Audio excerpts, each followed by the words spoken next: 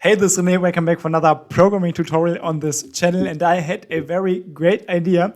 I want to write a bracket or a specific form of range breakout expert advisor together with you in the next couple of minutes. And what I had in my mind is already visualized here on the chart.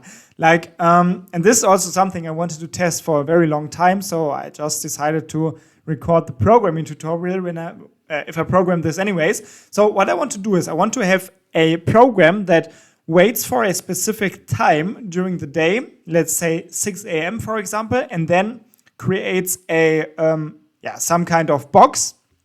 For example, here in gold, we are here at 6 a.m. and the price was around 2,590 roughly.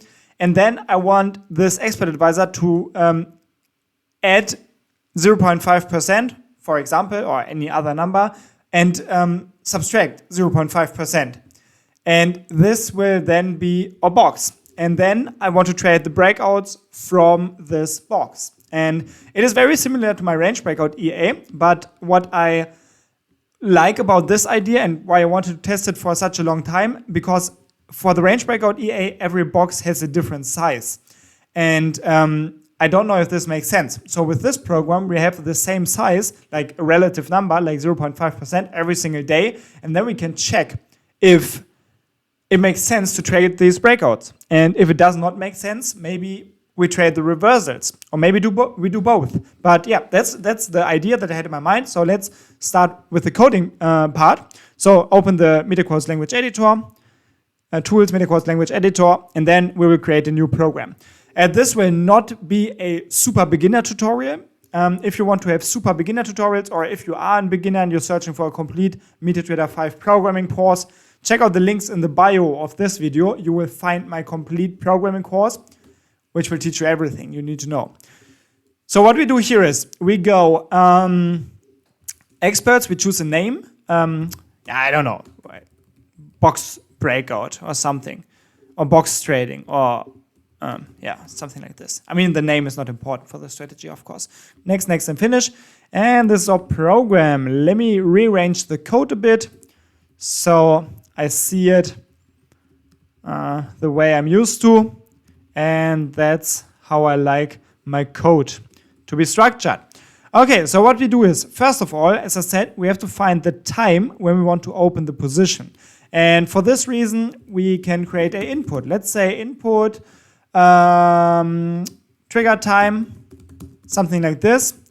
And we want to have this in minutes. Let's say 6 a.m. would be 6 times 6 is 36, 360 minutes into the day. And then in the onTick function, we can now calculate the time. So let's go mql datetime. We first of all store the current time in this datetime structure, and then we can just say we want to have datetime.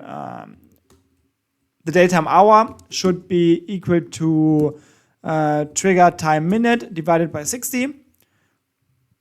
This will be the hour, and then the minutes will be trigger minutes, and then we get the rest out of this division. And this will be our minutes. And then we have the seconds, which will just be 0, because it's not, I mean, you could also add the seconds here, but I don't want to do it here. Okay, so this is how we find the time. And then we can transform everything back to a datetime variable, which we can call trigger time, for example.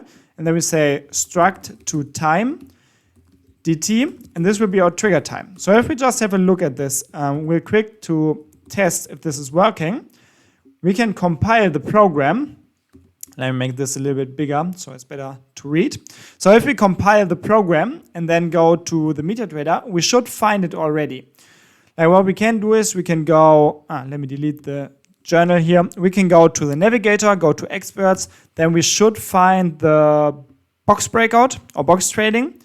We can add it to any chart. We see the inputs here. If we click on OK, we can see, yeah, it is indeed 6 o'clock in the morning. And if I change the time to, let's say, for example, 365, it's 5 minutes past 6. So you can see working with the hours and minutes works with this simple mechanism. And you can, by the way, use this for any times that you want to define as a minute input. It always works like this.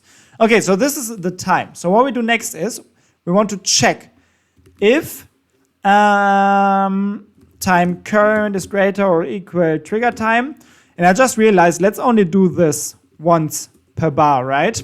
Because otherwise it's not necessary to do this with every single tick, because it's just taking resources. So what we do is we create a timestamp variable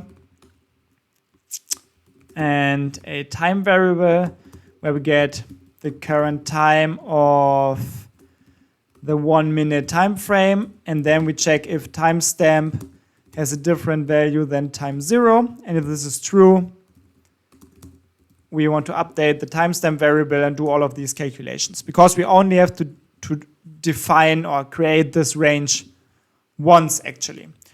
So if we reach the trigger time, then we want to calculate the levels. So let's first of all get the open of the current bar, which will be I open, symbol period M1 again. So we will just get the open price of this 1 minute bar. And then we want to find the range high, just the high, I don't know, where we say open plus open multiplied with the range size or range percent. I mean, it doesn't really matter how I name this, because this is the size of the range. So let's go with 0.5. This was my example that I used here in the beginning of the video. So this will give us the high of this range. And then we also want to find the low of the range. Open 0 minus open 0 multiplied with range percent. Like this. Then, or actually I just realized, let's maybe make this range high and range low.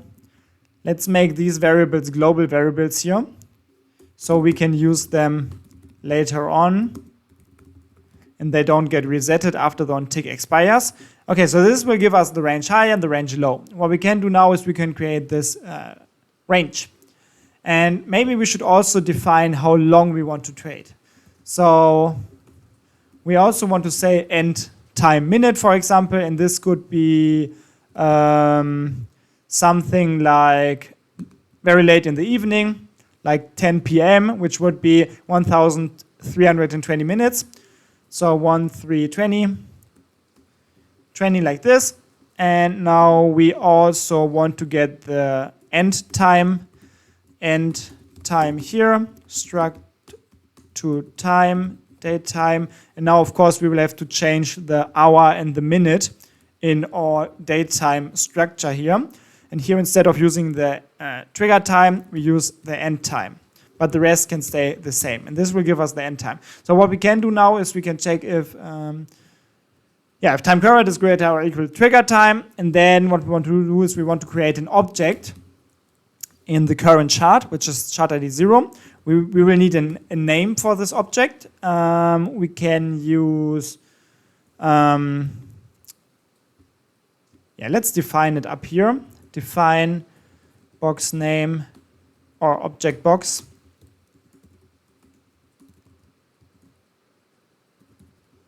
We can say box. Maybe. Now let's not. Maybe let's do it here. Object.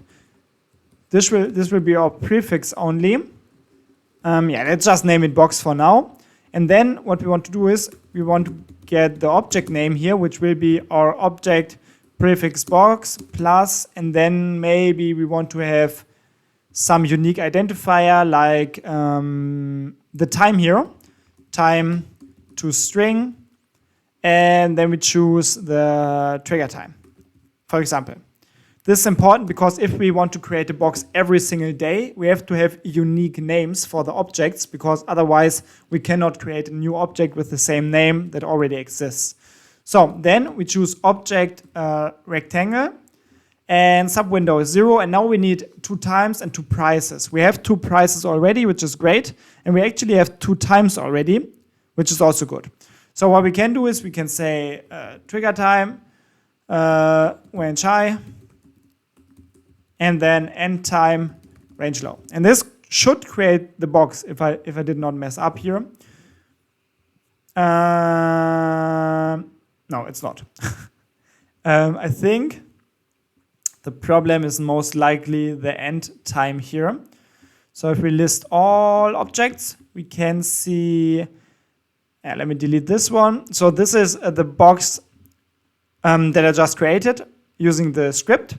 And we can see the parameters are actually correct. Oh, the calculation for the high price is not correct, I think, and for the low price.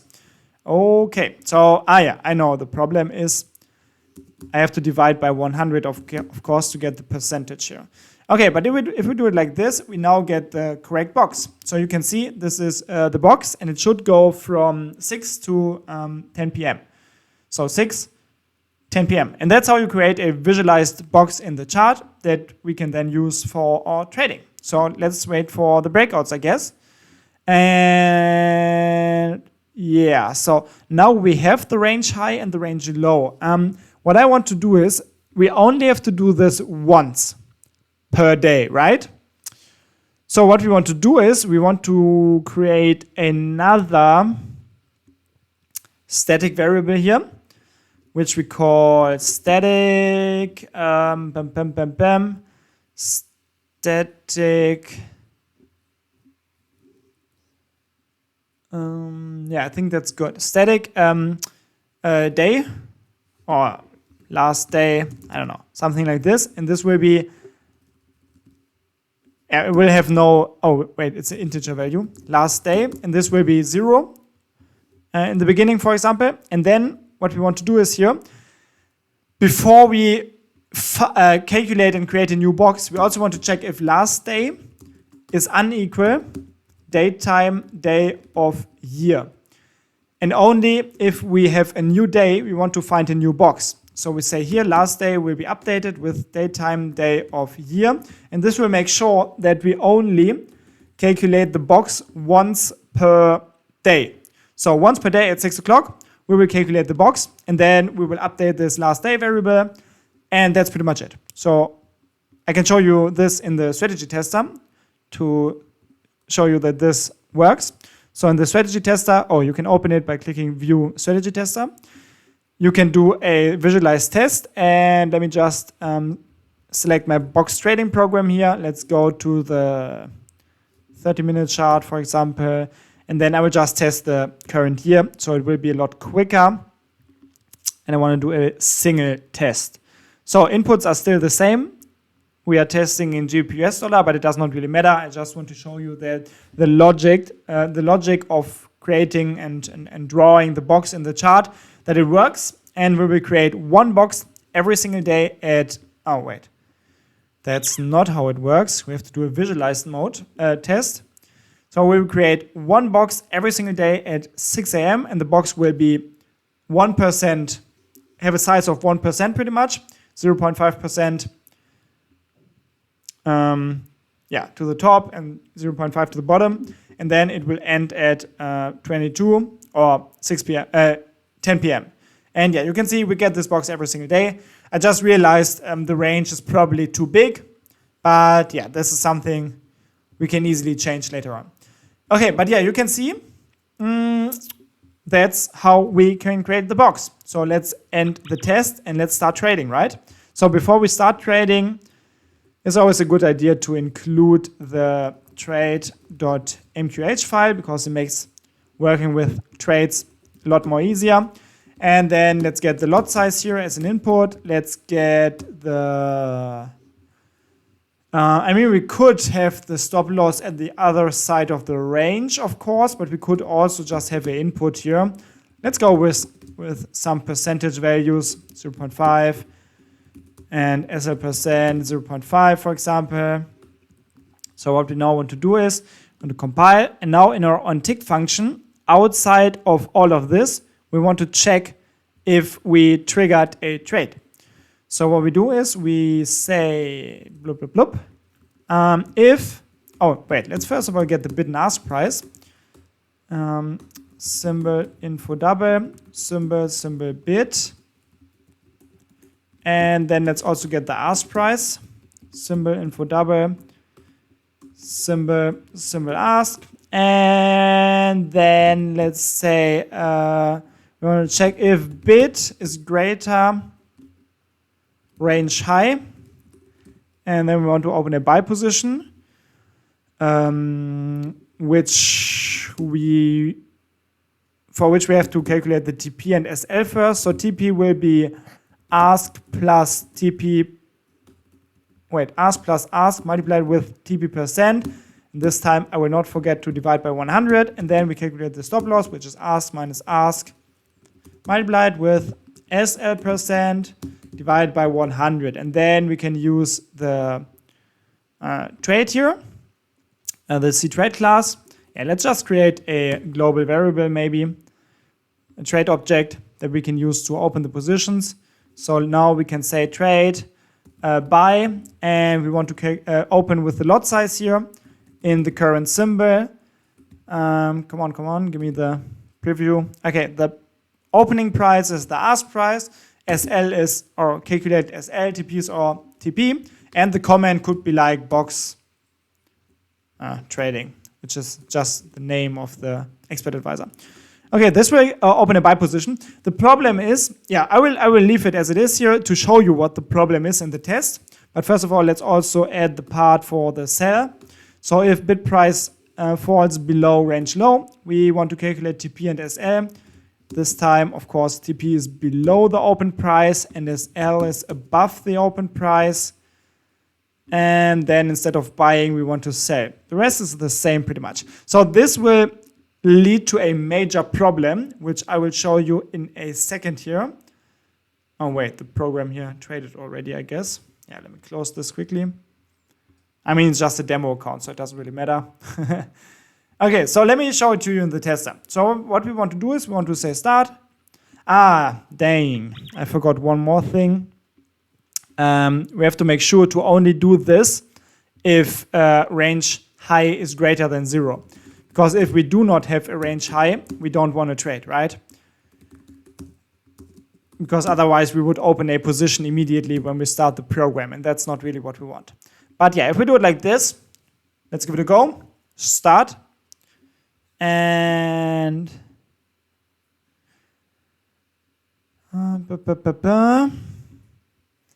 so there's our first range. Let's wait for the first breakout. There it is. We see a sell trade. And actually, we see a couple of sell trades. And this is exactly the problem that I was talking about. And this is one of the most important things when you code. You have to make sure that you do not open infinite positions. Because if your condition for opening a buy or sell position is true with every tick, like it is here, if we are above or below the range, then you will open a position with every tick. And there's an easy fix for this. Since we added this here already, we can just say range high is equal to 0 after our trade was opened. And here we say range low is equal to 0 after the sell trade was opened. And if we now test again, we will see we only open one position if we have a buy breakout, and then another position if we have a sell breakout. And that's a very easy and efficient fix. And we make sure, as you can see here, we only see one trade. And this trade is then just open until it hits stop loss or take profit, like we saw here. And you can see sometimes you don't see a breakout, so you don't trade. Sometimes you see a breakout and you trade. And I just realized here we can see it. The trade happened after the box is over, and this is also not really what we want. So let's also take care of this. So what we can do here, and it's very easy to do this, we need the end time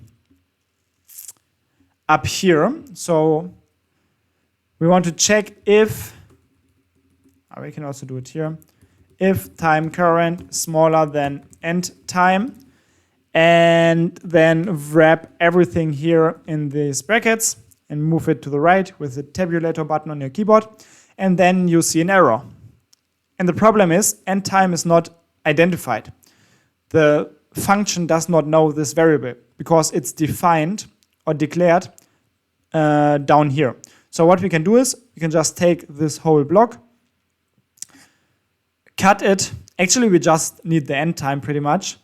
But yeah, I will just take the whole block. It makes it a little bit easier for me.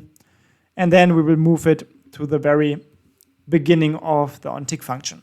And now if we compile again, now end time is declared and has a value. If we compile, there's no problem.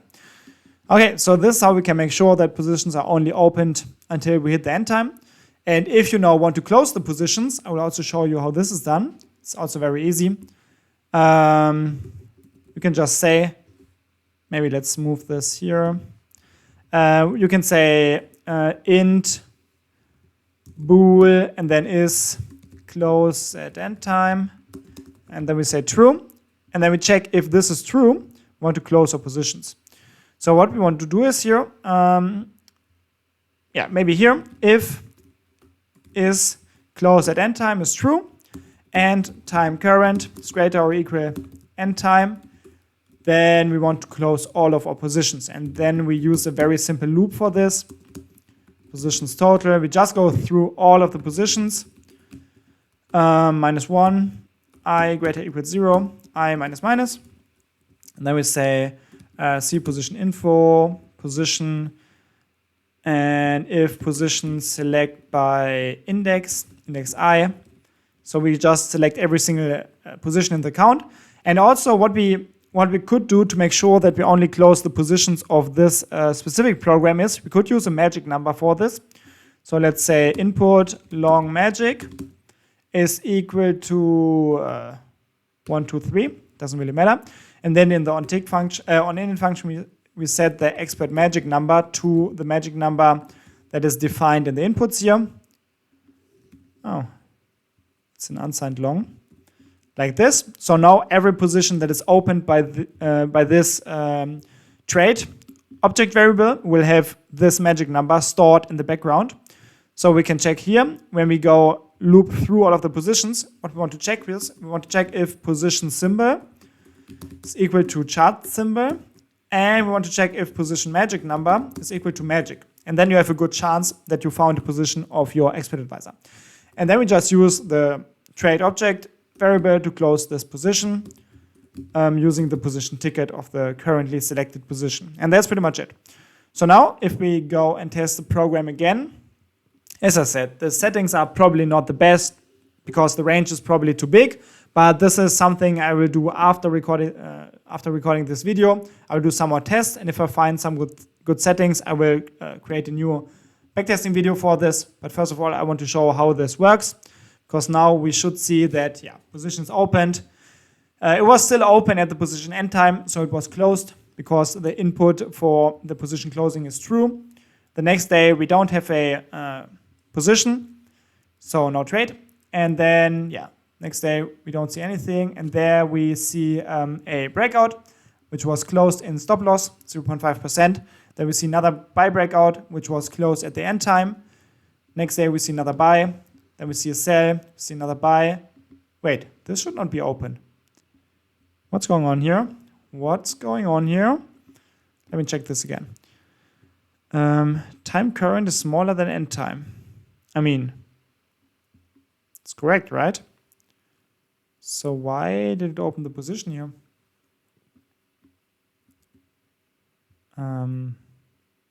Okay. I see it. Because we are at the next day already.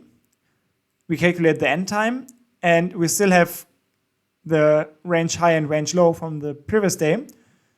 So this is why the position is opened. So what we want to do is we want to make sure that if we find a new day, we have to reset these values.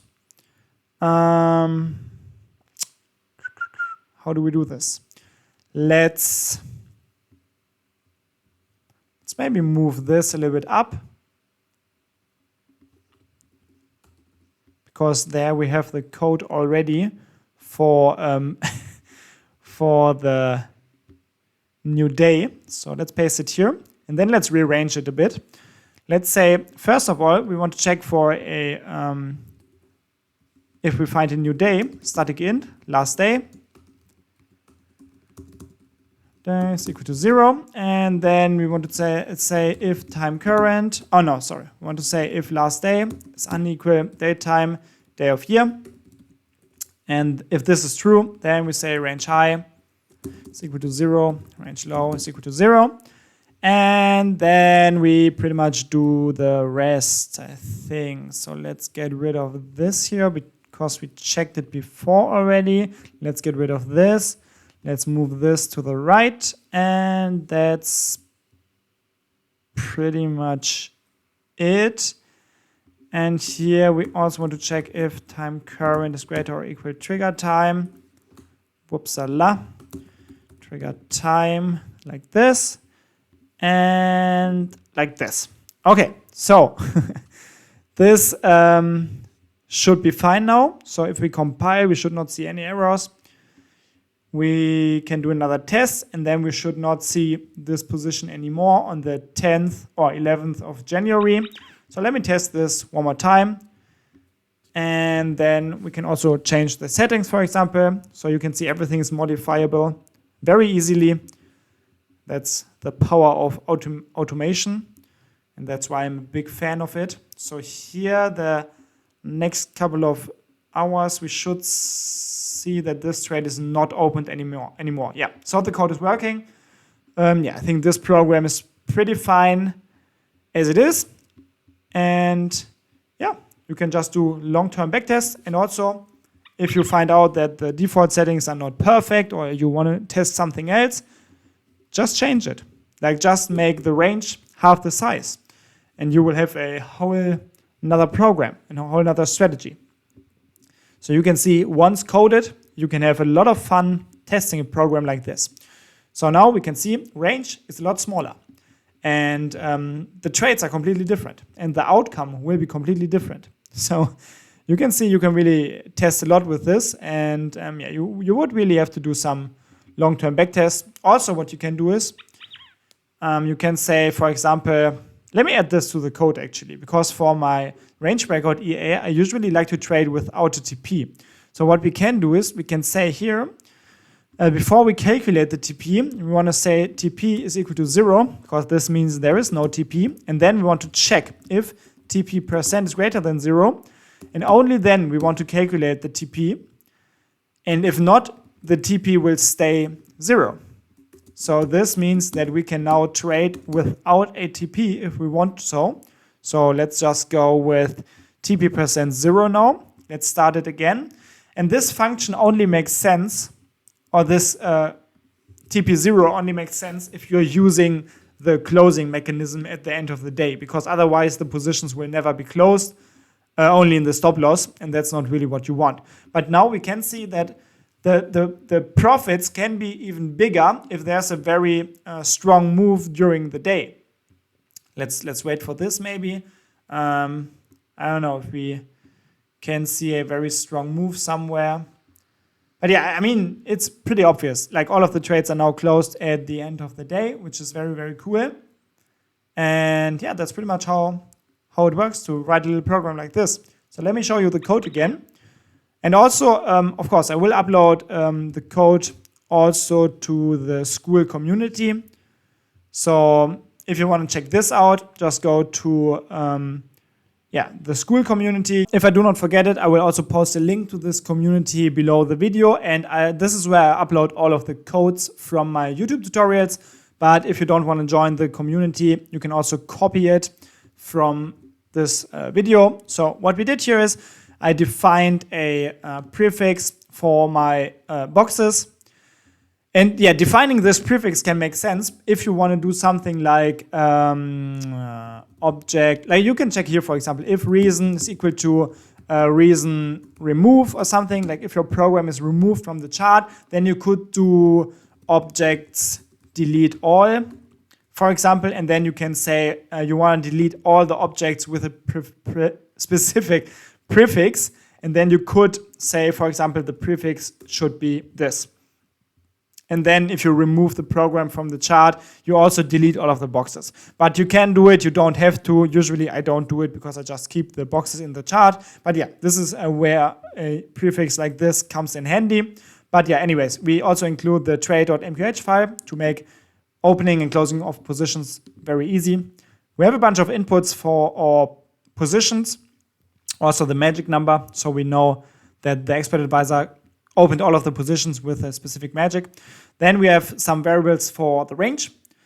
And if we want to close at the end of the range, we have two global variables for the range high and range low. It's important that these ones are global variables because if we would define them in the onTick, they would get resetted after the onTick terminus, the onTick function is processed, and that's not what we want. But if they are global variables, they will always stay alive as long as the program is working. We have another global variable, which is the trade object variable, which we also use in the onTick to set the magic number. Then in the onInit, and then we go to the onTick function. Here we get a datetime, MQL datetime structure. We store the current time in this datetime structure. Then we change all of these values, the hour, the minute, and the second. What we keep is the day, for example, of the year and stuff like that. But yeah, we want to change these three values. So we get the trigger time for the range and the end time for the range. We calculate datetime variables with the help of this structure. And then we check if we found a new day or if the day changed, usually at midnight. Then we reset the range high and range low variable. And then we check if there's a new 1 minute bar. And if there is a new minute bar and we are above the trigger time, then we want to, first of all, we update all of these variables here. So we make sure that this is not calculated with every tick anymore because it's not necessary and it will just slow down the backtest. Then we calculate the values for the range and then we create the range in the chart using the object create variable function. After this, we check if we want to close the positions at the end time. If this is true, then we just close all of the positions at the end time using a simple for loop. And last but not least, we check for position openings.